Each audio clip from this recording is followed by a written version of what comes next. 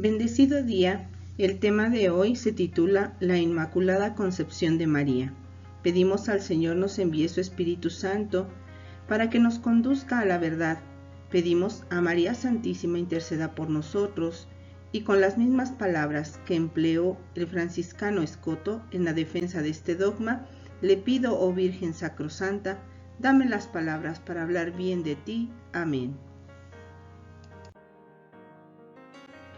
Un dogma es una verdad absoluta contenida en la revelación divina a través de la recta interpretación de la Escritura, que puede encerrar un misterio de fe, ya que al ser finitos no podemos saberlo todo, pero sí puedo saber mucho mediante el estudio mismo. Jesús nos exhorta a conocer la verdad para ser libres en Juan 8:32. Y el no estudiar es huir de conocer la verdad y volverme esclavo de la ignorancia.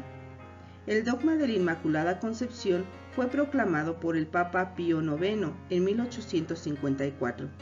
Esto quiere decir que por 18 siglos no había sido puesto en duda que María fuera siempre sin pecado concebida. Todos los dogmas marianos son cristocéntricos, es decir, apuntan a la dignidad de Cristo. En el Catecismo de la Iglesia Católica lo encontramos en el numeral 491. La palabra de Dios dice que Jesús es igual a todos los hombres, menos en el pecado. El dogma defiende la dignidad de Jesús. El Salmo 51 en el versículo 7 dice: en pecado me concibió mi madre. Y según el pensamiento judío, el pecado original era heredado por la madre. Y si Cristo es igual a todos los hombres menos en el pecado, aquí hay un gran problema. Si María hubiese tenido pecado, se lo hubiese transmitido a nuestro Señor. Y es de aquí de donde parte el dogma de la Inmaculada Concepción, ya que si María le hubiera transmitido el pecado a Jesús, no habría podido redimir a la humanidad. Y si María hubiese sido una mujer pecadora, ¿cómo iba a vivir el 3 veces santo, 9 meses custodiado por el pecado? Eso es inconcebible. Cuando usamos este título de la Inmaculada Concepción de María, lo que queremos decir es que la Virgen María fue concebida sin el pecado original. Los motivos por los que estamos seguros de esta gran verdad son los siguientes. Jesucristo, el Salvador prometido, tendría que venir a nosotros mediante un acto purísimo, libre de todo defecto o pecado. Para que esto fuera así, tendría que nacer de una mujer totalmente pura, desde el punto de vista sobrenatural y moral. Digamos entonces que Dios, como muestra de su honor, nos trajo a la Virgen María, engendrada y nacida totalmente libre de defecto. ¿Qué significa libre del menor vestigio del pecado original? Que es lo único que podría mancharla. Esto fue posible por los méritos de Jesucristo. Pongamos un ejemplo para explicarlo. Cuando a una persona la llevan a la cárcel, puede ir después el abogado y pagando una fianza o cantidad de dinero, logra salir de allí. La persona estuvo dentro o tal vez hizo algo malo para merecer esto. Sin embargo, gracias a la fianza logró salir.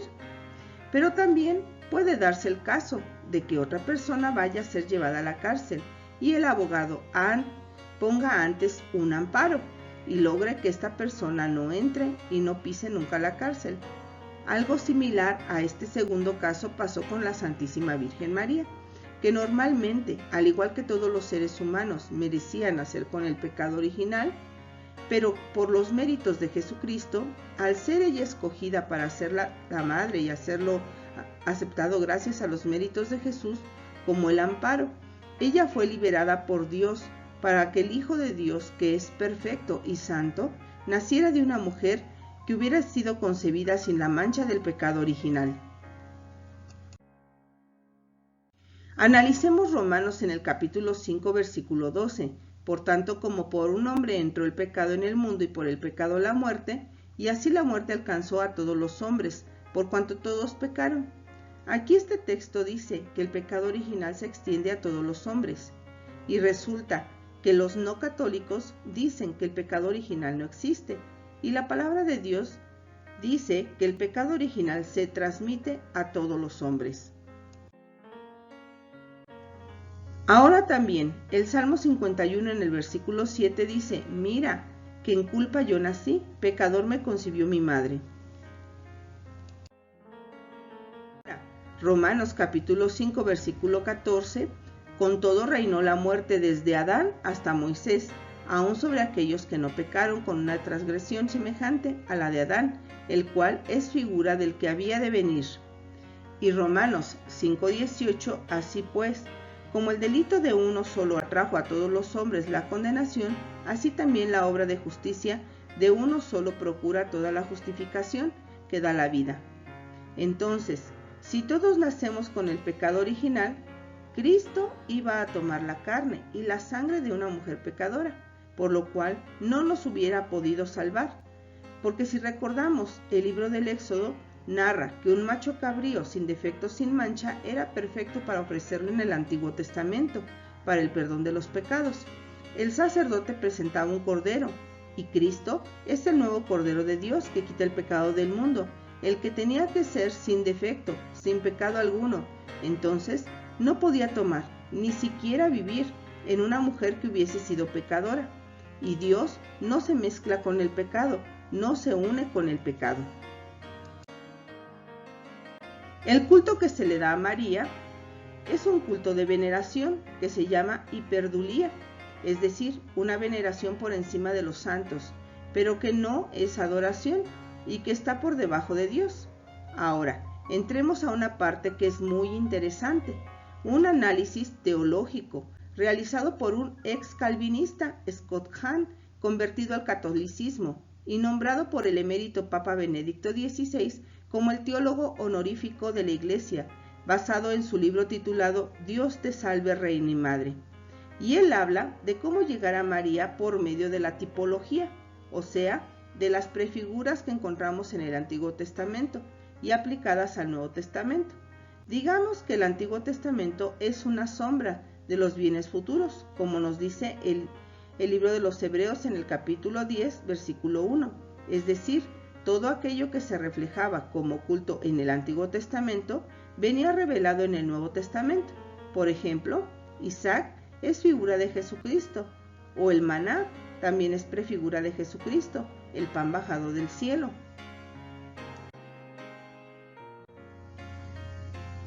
Asimismo, la Virgen María también es figura del Antiguo Testamento. Desde que inicia la Sagrada Escritura en el Génesis 1:1, se nos indica con las siguientes palabras. En el principio, Dios creó los cielos y la tierra. Pero si ponemos mucha atención, el apóstol Juan utiliza estas palabras para hablarnos de una nueva creación en Cristo Jesús. En el Evangelio de Juan, en el capítulo 1, versículo 1, dice, en el principio era la palabra, y la palabra era Dios, y esto muestra una nueva creación en Cristo Jesús. Luego, en el versículo 14 dice, se hizo carne y habitó entre nosotros, pero Juan no se queda allí, sino que hizo una analogía de como un paralelo entre el Génesis y su Evangelio. De esta misma forma que viene la creación en el Génesis, Juan empieza a desarrollar su Evangelio. Analicemos la creación de los 7 días. En Génesis 1:3 dice lo siguiente, dijo Dios, haya luz y hubo luz. En Juan 1:4 dice, en ella estaba la vida, en la palabra, y la vida era la luz de los hombres. Ahora, Génesis 1:4 dice, vio Dios que la luz era buena y apartó Dios la luz de las tinieblas. Ahora veamos cómo pone Juan en el capítulo 1, versículo 5, y la luz brilla entre las tinieblas, y las tinieblas no la vencieron. Notemos cómo Juan está haciendo un paralelo entre el Génesis y su Evangelio. Nos está hablando de una nueva creación en Cristo. Ahora comparemos los 7 días de la creación.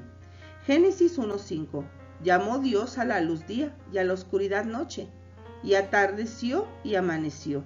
Fue el día primero, o sea, en el primer día se crea la luz. Pues bien, preguntémonos, ¿quién es la luz del mundo? Cristo. ¿Cuál es el primer día de la semana y el día de Cristo? El domingo. Y Juan dice en el versículo 5, y la luz brilla en las tinieblas. Y finaliza en el versículo 29 diciendo, y al día siguiente Notemos que el Génesis fue el día primero y Juan dice, y al día siguiente, es la forma en la que Juan expresa que ha pasado un día en la nueva creación. En Jesús, ahora en Juan capítulo 1, en el versículo 32 dice, vi al Espíritu de Dios que bajaba del cielo en forma de paloma.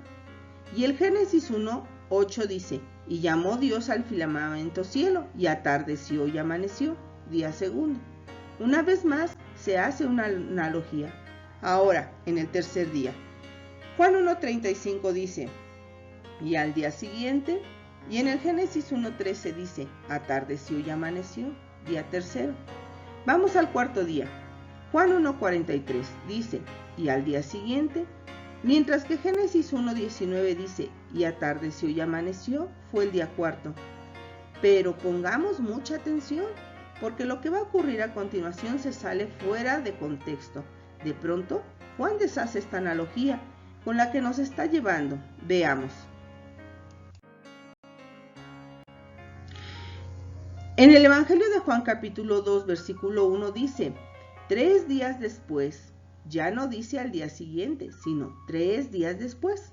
Esto hace referencia al día séptimo. ¿Y qué ocurre en Génesis 2:3? Bendijo Dios el séptimo día. Pero es importante considerar lo que ocurrió en el séptimo día. Y aunque para algunos hermanos como los adventistas del séptimo día es el más importante, es justo ese día cuando ocurrieron cosas desastrosas. Sucede la caída de la raza humana. Es en el séptimo día en que Adán y Eva pecan. En el séptimo día, Cristo está muerto en el sábado. Es un día oscuro, el sábado, pero en el mismo momento de la caída, Dios le promete al hombre que va a haber una redención. Recordemos, se le aparece la serpiente a la mujer. Eva toma el fruto prohibido y lleva a Adán a comer el fruto prohibido. Y Dios le pregunta, ¿qué has hecho, Adán? Y Eva maldice y a Eva. Y Dios maldice a la serpiente y hace una profecía por su propia boca. Y es que normalmente Dios utiliza un profeta para hacer una profecía, pero en este momento la profecía que se va a proclamar viene por boca de Dios, y esto lo encontramos en el Génesis 3:15.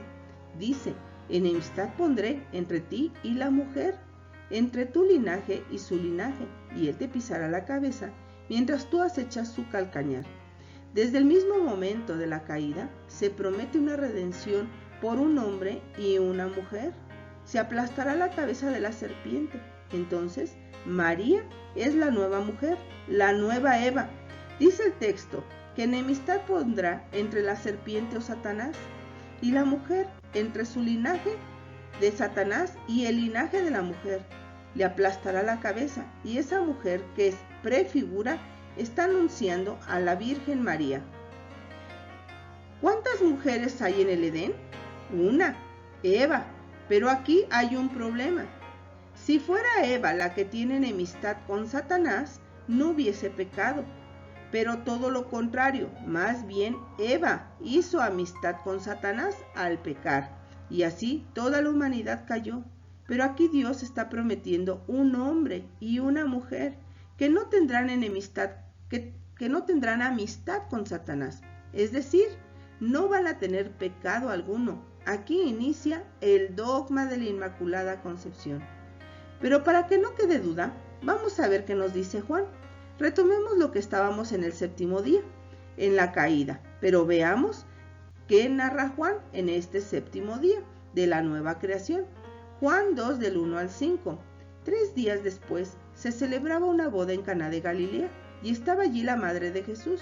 Fue invitado a la boda Jesús con sus discípulos, y como faltara vino de la boda, le dice Jesús a su madre, «No tienen vino». Jesús responde, «¿Qué tengo yo contigo, mujer? Todavía no ha llegado mi hora», dice su madre a los sirvientes, «hagan lo que él les diga».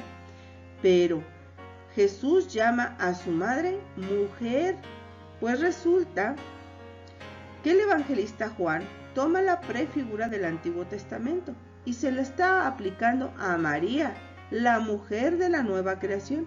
En este momento se cumple la profecía llamando Cristo mismo a María mujer. Y si bien Cristo tenía la opción de no hacer el milagro, aún así lo realiza. En el versículo 11 no lo llama milagro, sino señal. Aquí Juan está señalando un acontecimiento especial. El milagro se dio por medio de María. María intercede en este momento para que se dé el milagro. Así como en el Antiguo Testamento, Eva hace algo. Eva, que era un virgen e inmaculada como Adán, que también era virgen e inmaculado, provocan la caída. Eva escucha la voz de la serpiente, el ángel caído, y concibe en su seno el fruto del pecado, e inmediatamente va donde el primer Adán y lo lleva a cometer su primer mala obra. Pero viene la Virgen María, escucha la voz del ángel Gabriel y concibe en su seno el fruto de la vida, e inmediatamente va donde el nuevo Adán, Cristo Jesús, y lo hace cometer su primera buena obra, redimiendo a toda la raza humana. Qué maravillosa analogía de la fe, que todo se conecta y nos lleva a una misma salvación. La misma escritura nos dice que Jesús es el nuevo Adán en 1 Corintios capítulo 15 versículo del 21 al 22 y en Romanos 5:12. También dice en 1 Timoteo 2:14 que no fue Adán el que se dejó engañar, sino Eva. Entonces, Adán no estaba solo, ni tampoco fue por un hombre que entró el pecado, sino que fue por un hombre y una mujer. Pero ahora no solo es el nuevo Adán, sino también la nueva Eva, que permite la redención. Y si María hubiese pecado, sería como decir que esa mujer estaría en amistad con la serpiente, y la profecía se habría caído desde el inicio. Desde aquí se profetiza su inmaculada concepción de María, ya que el texto dice, enemistad pondré entre la serpiente y la mujer. Ese es el plan original de Dios, que leemos en Efesios 1 del 3 al 6, que dice que desde el principio Dios nos ha elegido para ser santos e inmaculados, para ser hijos de Dios por medio de Jesucristo. Entonces, con mucha más razón su madre, la Virgen María, fue desde el principio, desde los primeros tiempos escogida para ser santa e inmaculada por los méritos de Jesucristo. Y aunque los hermanos protestantes ponen la objeción que viene en Romanos 3:23, que dice, por cuantos todos pecaron y están privados de la gloria de Dios, y entonces dicen ellos que este versículo incluye a la Virgen María. Pero recordemos lo que dice en Efesios 1 del 3 al 6. Todos fuimos escogidos para ser santos e inmaculados. Adán y Eva fueron creados santos e inmaculados para que no pecaran, y les dio un libre albedrío. Y si en su libertad escogieron pecar, y por culpa de ese pecado entró el pecado a la humanidad, y fuimos desterrados del paraíso, el nuevo Adán y la nueva Eva, para el plan de salvación, para que el pueblo de la nueva alianza de Dios tiene el poder y quiso que fueran santos e inmaculados, para que naciera un pueblo nuevo en santidad y salvación. El nuevo plan de salvación sobre el nuevo Adán y sobre la nueva Eva, el plan es que sean santos e inmaculados, para vivir siempre en su presencia. Pero para poder responder a esta objeción, basta con ver el contexto de Romanos 3:10, que dice, no hay quien sea justo, ni siquiera uno solo. Pero la misma palabra de Dios dice que Isabel y Zacarías eran justos en Lucas 1:6, y también José era un hombre justo. Entonces, nos estamos volviendo fundamentalistas, porque salimos del contexto, y esto es una forma de expresión. Como cuando decimos, todo mundo vino a mi fiesta. Esto no quiere decir literalmente que todo el mundo realmente asistió, sino es una forma de hablar. Escoto, en el siglo XIV, que fue un franciscano que defendió la Inmaculada Concepción, explica el Evangelio de Lucas en el capítulo 1, versículo 47, cuando María dice, mi espíritu se alegra en Dios mi Salvador. Los opositores decían que si María nombra a Dios mi Salvador, entonces ella había necesitado ser salvada porque tenía pecado. Y Escoto lo explica así: hay dos maneras de ser salvado. Una es ser rescatado y otra manera es el que se evite, que Dios evite ser manchado con el pecado. Y María fue preservada antes de ser manchada con el pecado por los méritos de Jesucristo. Fue preservada del pecado y nosotros somos rescatados por los méritos de Jesucristo, no preservados, sino rescatados. Ahora, ¿cómo es que María participa de la redención? Cuando le dice el sí al ángel Gabriel: he aquí la esclava del Señor, hágase en mí según tu palabra. Y es que María era la única mujer preparada en la plenitud de los tiempos. Era la mujer escogida desde el Génesis 3:15, la única a la que Dios había preparado libre de pecado, inmaculada. Pero también tenía libertad para decir que no al plan de salvación, su libre albedrío, así como lo tuvo Eva, que también había sido creada sin pecado, pero que desobedeció. ¿Por qué María dijo que sí? Porque ella era la llena de gracia que menciona Lucas en el capítulo 1, versículo del 26 al 28. Se narra que Dios envió al ángel Gabriel a la Virgen y le dijo: alégrate, llena de gracia. Tenemos que tener presente que la gracia es definida en el Catecismo de la Iglesia Católica en el numeral 1996 al 1997 como la participación en la vida de Dios, el grado de participación que tenemos en la vida de la Santísima Trinidad. Y si vemos Efesios en el capítulo 2, versículo 8, nos dice que somos salvos por gracia y que es un don de Dios, o sea, en la medida que participemos en la vida de la Santísima Trinidad, en el grado de participación que tengamos con Dios. Y segunda de Pedro en el capítulo 3, versículo 18 dice San Pedro: creced en la gracia. Significa que tenemos que crecer en esa gracia recibida por Dios todos los días. Analicemos qué le dijo el ángel a María en el versículo 28 al 29. Entrando el ángel le dijo: salve, llena de gracia, el Señor está contigo. María quedó muy conmovida al oír estas palabras, pero se preguntaba: ¿qué significará tal saludo? Desglosemos este texto. Empecemos por decir que el original no dice y entrando, sino literalmente dice y poniéndose en su presencia.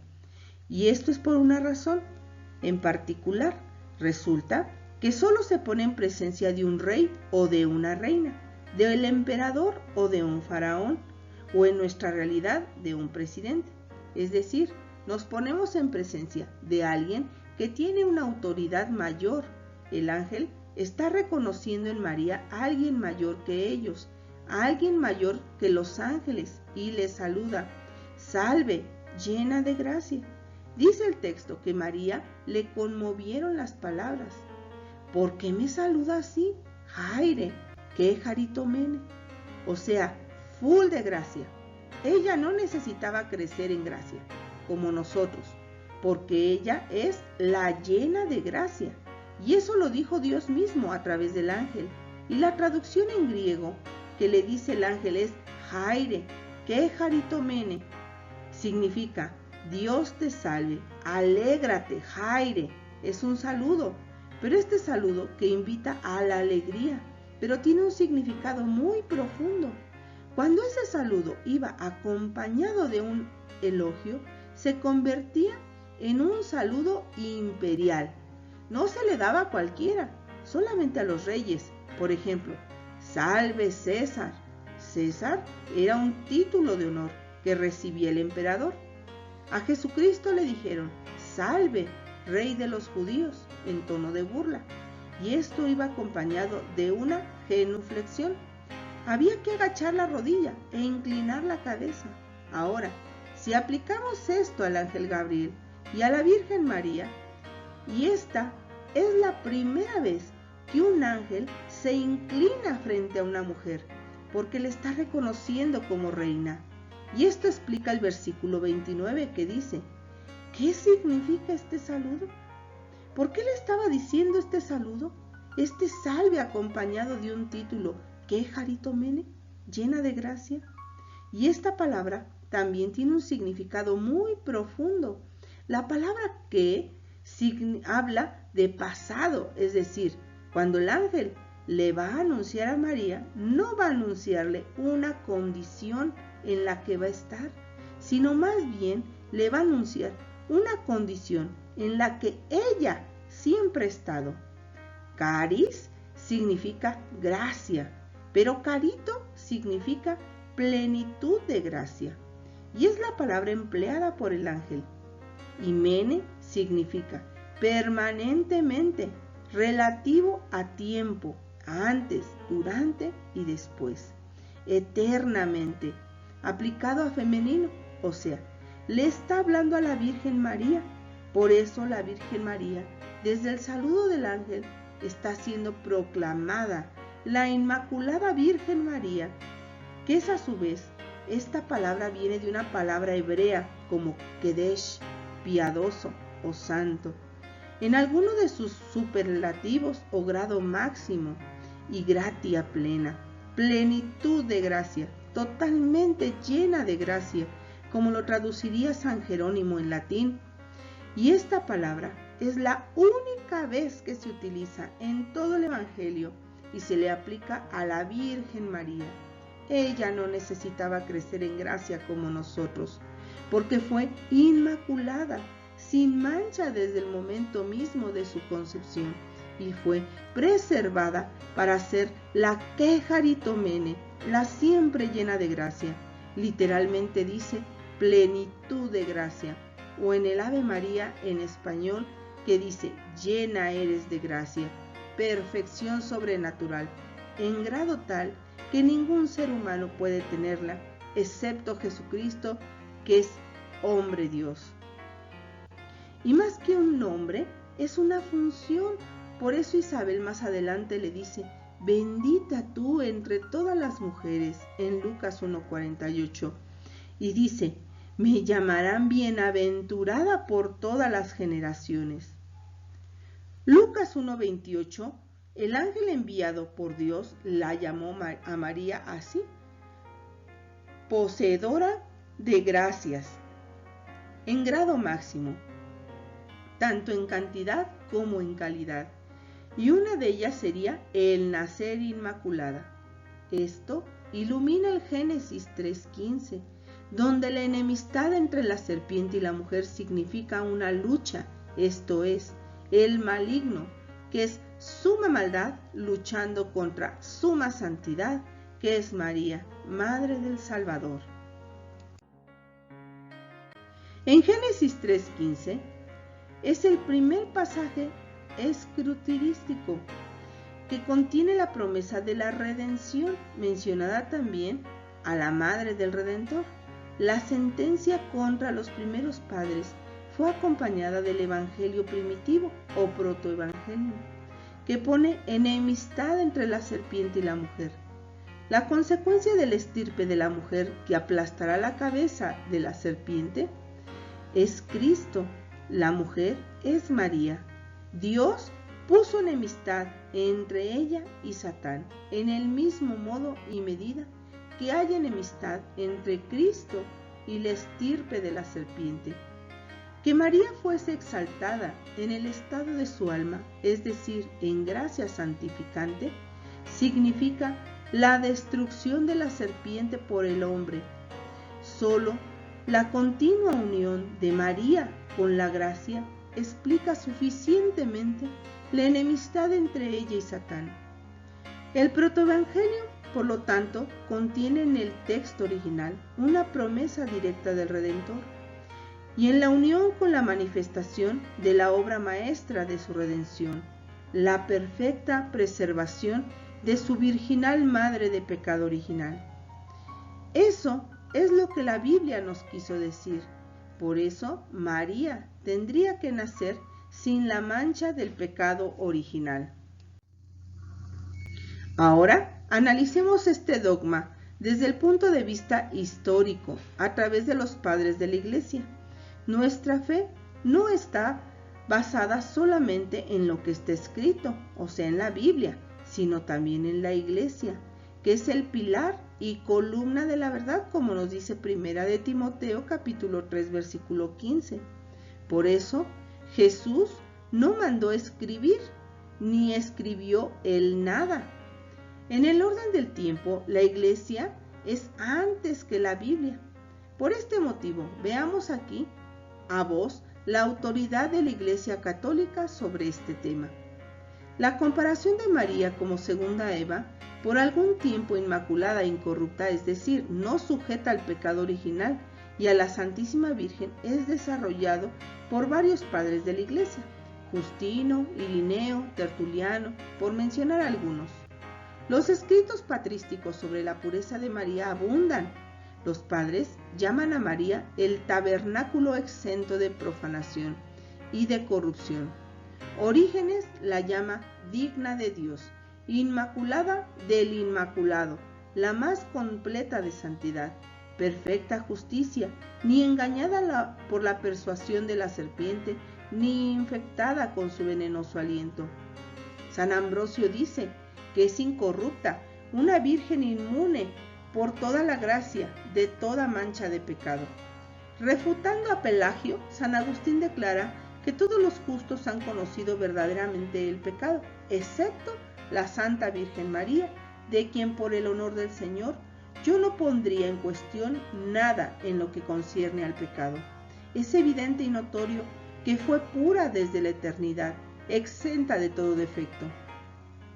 Cuando la Virgen Madre de Dios nació de Ana, la naturaleza desafió anticipadamente el germen de gracia, pero quedó sin fruto. Juan Damasceno: los padres sirios nunca se cansaron de ensalzar la impecabilidad de María. San Efrén no consideró excesivos algunos términos de elogio para describir la excelencia de la gracia y santidad de María, la Santísima Señora Madre de Dios, la única pura en el alma y en el cuerpo, la única que excede toda perfección de pureza, única morada de todas las gracias del más Santo Espíritu y por lo tanto excediendo toda comparación, incluso con las virtudes angélicas en pureza y santidad de alma y cuerpo, mi Señora Santísima, purísima, sin corrupción inviolada, prenda inmaculada de aquel que se revistió con luz y prenda, púrpura tejida por Dios, la solamente inmaculada. San Efrén fue tan inocente como Eva. Antes de la caída, una virgen alejada de toda mancha de pecado, más santa que los serafines, sello del Espíritu Santo, semilla pura de Dios, por siempre intacta y sin mancha en cuerpo y en espíritu. La creencia en la inmunidad de María frente al pecado en su concepción prevaleció entre los padres, especialmente en los de la Iglesia griega. Los padres griegos nunca discutieron formal o explícitamente la cuestión de la Inmaculada Concepción. Escoto dijo: convenía que la Madre del Redentor estuviese libre del poder del pecado desde el primer momento de su existencia. Dios podía darle este privilegio, y si bien a Jeremías y a San Juan el Bautista fueron santificados en el seno de sus madres, porque su predicación tenía una especial participación en el trabajo de preparación en el camino de Cristo, consiguientemente, la más alta prerrogativa es debida a María. Escoto dijo que el perfecto mediador debía en todo caso hacer el trabajo de mediación más perfecto. El alma es creada y santificada en el mismo momento de la infusión en el cuerpo. Como decimos actualmente: Ave María, sin pecado concebida. Dios los bendiga.